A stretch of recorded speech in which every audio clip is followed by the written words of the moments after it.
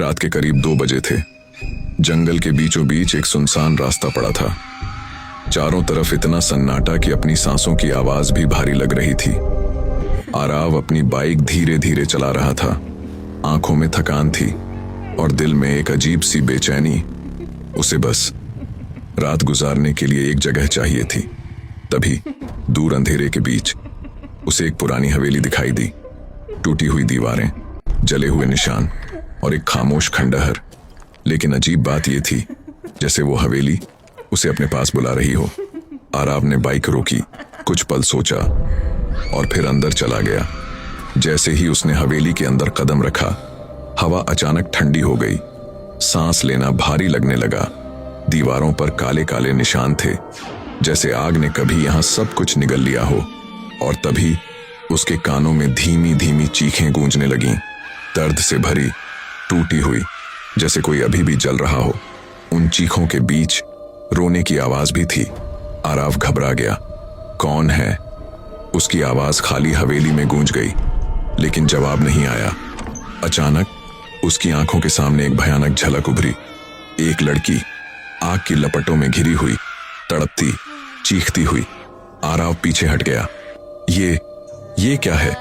और तभी पूरी हवेली में एक भारी गूंजती हुई आवाज फैल गई। आरव का शरीर जैसे जम गया। धीरे धीरे वो मुड़ा और सामने वो खड़ी थी। जली हुई त्वचा, काली गहरी आंखें, चेहरे पर दर्द और नफरत। तुम फिर आ गए। आरव की सांसें तेज हो गईं। मैं कौन? वो हंसी, एक ऐसी हंसी जिसमें दर्द भी था और बदला भी। तुम वही हो जिसने मुझे जलाया था। और उसी पल आरव की आंखों के सामने पुराने विजन चलने लगे। आग, चीखें, एक लड़की और वो खुद। वो पिछले जन्म में राजा आशुतोष था। वही पाप, वही गुनाह, वही निर्दयता।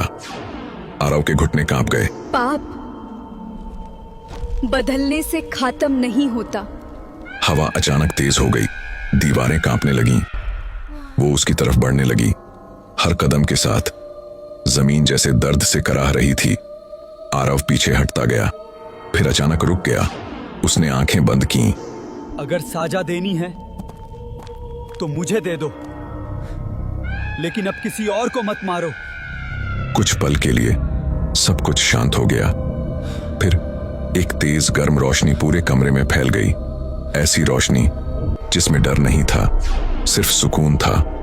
वो आत्मा वहीं रुक गई। उसकी आंखों में पहली बार नफरत के साथ दर्द भी दिखा।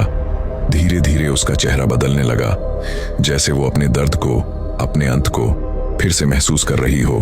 तू बदल गया है, इलिए तुझे जीने का हक मिलता है, लेकिन हर आत्मा को मुक्ति नहीं मिलती। और फिर वो गायब हो गई। सुबह आरव हवेली के बाहर पड़ा था, जिंदा,